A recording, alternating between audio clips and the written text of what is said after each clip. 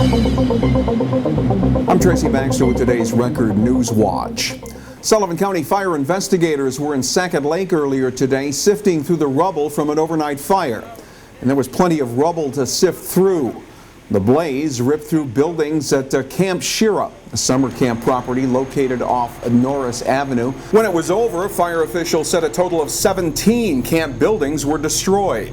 Monticello Assistant Fire Chief A.J. Washington lives close by and was one of the first on the scene.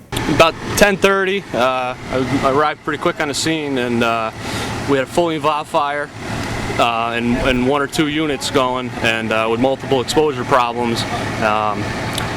We got water on the fire quick. We saved the big main building here. We had a little bit of a trouble getting water at first due to the location we're at. So that took a little bit of time. Once we got that established, the way the wind was blowing and the age of the structures, it took off on us running. It was pretty gusty winds when we arrived, and that was pushing the fire. It's kind of like what you see out west, the wildfires, how it just took off running, and you know, there's really nothing you can do to stop it once it gets taken off like that. And we finally were able to contain it.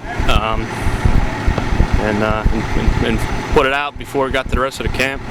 A caretaker was the only person on the premises and he wasn't hurt. Several firefighters did have to be treated for minor smoke inhalation. Washington said close to 100 firemen from a dozen area departments were called to the scene and were able to save an adjacent main building. There has been no initial word on a possible cause. With Election Day now less than a month away, candidates vying for the region's 18th Congressional District seat were looking to score points among voters during a debate held last night at Middletown High School and sponsored by the Orange County Citizens Foundation. Democrat Congressman Sean Patrick Maloney is being challenged by Republican Nan Hayworth, the former Congresswoman, who he defeated in a hotly contested race 2 years ago. And the candidates wasted little time in going on the offensive, beginning with a question involving the issues of partisan politics, government inefficiency, and gridlock in Washington, and who to blame for it. Our middle class is being squeezed. We are losing jobs because Washington is bloated and inefficient. And unfortunately, our member of Congress, Congressman Maloney, has supported that very agenda. When Nancy Pelosi was Speaker of the House, enormous burdens were placed on us. The Affordable Care Act has made our insurance unaffordable. It is $1 trillion gift to the bureaucrats and to the insurance industry.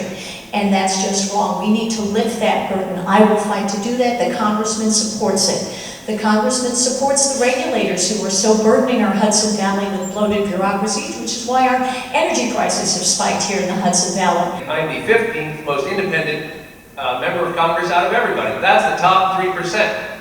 And so I think that when you talk about bipartisanship, you have to walk that walk. I'm very proud that people like Senator Bill Larkin are out there talking about my work on veterans. I'm very proud that guys like George Green, a Republican town supervisor, can tell you what I've done with him on a real project to get the Forge Hill Road Bridge open. So bipartisanship means passing 13 laws through the House of Representatives. Every one of them are bipartisan. That's 12 more laws than my opponent passed, and she was in the majority, folks. Let's talk about the laws you haven't passed, Congressman, starting with the REINS Act, to keep agencies like FERC from imposing an energy price hike on the Hudson Valley.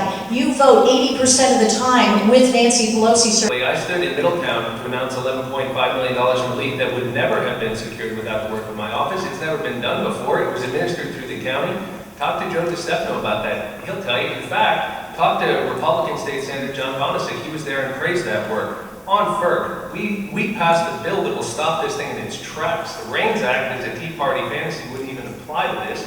So that's just silly. While both Hayworth and Maloney agreed on the need for an immigration reform bill and the problems in the Common Core school curriculum, Hayworth said Maloney supported a heavy-handed government approach that burdened businesses and families. Maloney criticized Hayworth for voting to defund Planned Parenthood and supporting damaging budget cuts. Orange County Court Judge Robert Freehill is expected to rule next Tuesday on a motion filed by attorneys for town of Deerpark shooter David Carlson that a murder indictment against their client be dismissed because they say the presentation to the grand jury contained bias and misinformation. The 43-year-old Sparrowbush man was arrested following the shooting of a rape suspect, Norris Acosta Sanchez, last October. Acosta Sanchez was wanted in Rockland County and was hiding out near David Carlson's Sparrowbush home. Police say Carlson shot Acosta Sanchez after holding him at gunpoint. Carlson's attorneys say Acosta Sanchez came at him and the Carlson shot in self-defense.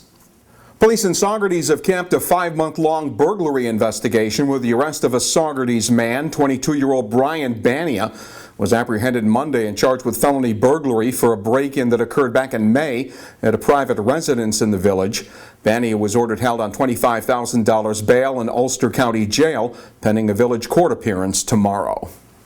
These are tough times at the Humane Society of Port Jervis and Deerpark, where failed state inspections, numerous personnel changes, and questions about adequate training have members of the board of directors and area community leaders looking for answers. The shelter has twice failed inspection by the State Department of Agriculture and Markets, a long-standing problem, crumbling concrete that brought on sanitation issues with the kennel floor. Board of Directors has been attempting to raise money to renovate the kennels. A full report on the troubles at the Port Jervis Deerpark Humane Society is coming up here at Record Online and in Friday's Tri-State Gazette. A pair of separate drug investigations resulted in the arrest of 3 people in Kingston. First, a buy-bust operation involving members of the City Police Department's Special Investigations Unit, which targeted reported heroin sales on O'Neill Street. That led to the arrest of 19-year-old Tanae Barton, who was sent to Ulster County Jail on $10,000 bail following his arrest on felony drug sale and possession charges. And Kingston police investigators, after making a series of undercover cocaine buys, filed felony sale and possession charges against 2 Franklin Street residents, 38-year-old Sandro Valles and Stacy Berardi. Both of them were also sent to county jail following their arraignment. There will be some sunshine to enjoy tomorrow after a few early morning showers move out. Forecast calls for a partly sunny sky Wednesday with temperatures reaching the low 70s. Thursday, another day of partial sunshine with the highs expected to reach the middle 60s. Well, stay informed by starting your day with the Times-Herald Record and stay connected to breaking news throughout the day right here at Record Online. For Record Newswatch, I'm Tracy Baxter.